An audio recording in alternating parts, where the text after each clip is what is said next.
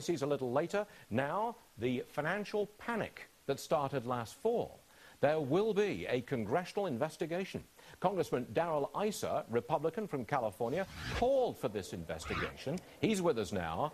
Sir, do you regret calling for this investigation? Because you're going to get it.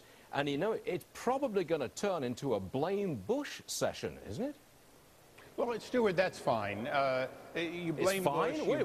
Wait. It's fine? No, come on. Look, you're a Republican.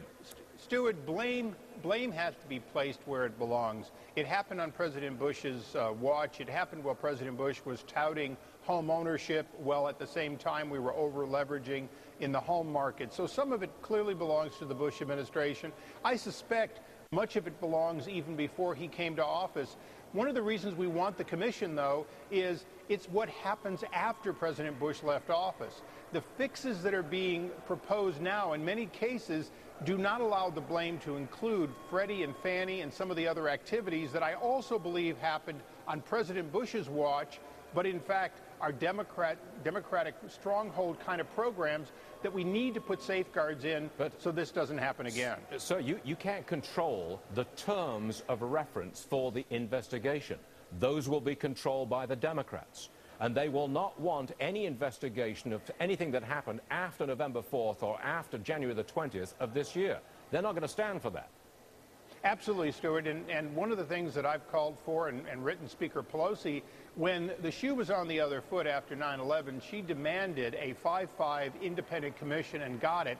We now are in a situation where only if she appoints a Republican or an independent will we get a 5-5 split on this commission. And I'm asking her to do that because it's her very words that is essential in order for there to be credibility in the outcome of this commission.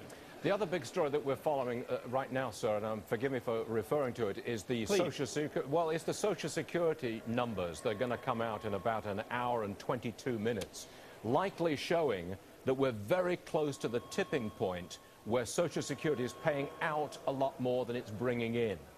I put it to you, sir, we're going to have Social Security reform very soon. What do you say to that? Stuart, Social Security has been a Ponzi scheme, no different than many others, in which we've always taken in money promising to pay out far more than we're taking in. And as you said before I came on the air, we're going to need reforms. Those reforms undoubtedly include raising of the age of retirement, but they also are probably going to include the well-to-do or the high-income producers paying in more and getting back less. How do you feel about that? I don't like that. I don't like that. Essentially, that's another tax the rich move. You're a Republican. This is another tax the rich, tax the high-income earners, and cut benefits for people who are maybe now in their 30s and 40s. As a Republican, how do you feel about that? Well, what I feel is that finally people are admitting that Social Security is a social welfare system. It's always taken more from the high-income producers and given more to those who may have made just minimum wage and only for 40 quarters in their whole life. That's the reality of why the system is not solvent. If the system had been based on a 401k type system, it would be solvent. It isn't. How much you pay in has never been directly related to how much you get back. At least if we have an honest debate about it, we can explain to people that you cannot continue increasing your expectations because it can't all be borne by the 1 or 2% that are paying most of the other taxes that would also pay these. That's the point, isn't it? I mean, you are a Republican, and here we see that top 1, 2, 3, 4, 5% of the income earners in the country, higher federal income taxes, probably higher property taxes, more capital gains taxes, big estate taxes, and now maybe more Social Security taxes. You can go on down the line. Essentially, that top group of people is being asked to pay for everything in America today. You can't have that. Well, there is a limit to how much you get, because when you get to 100%, you run out.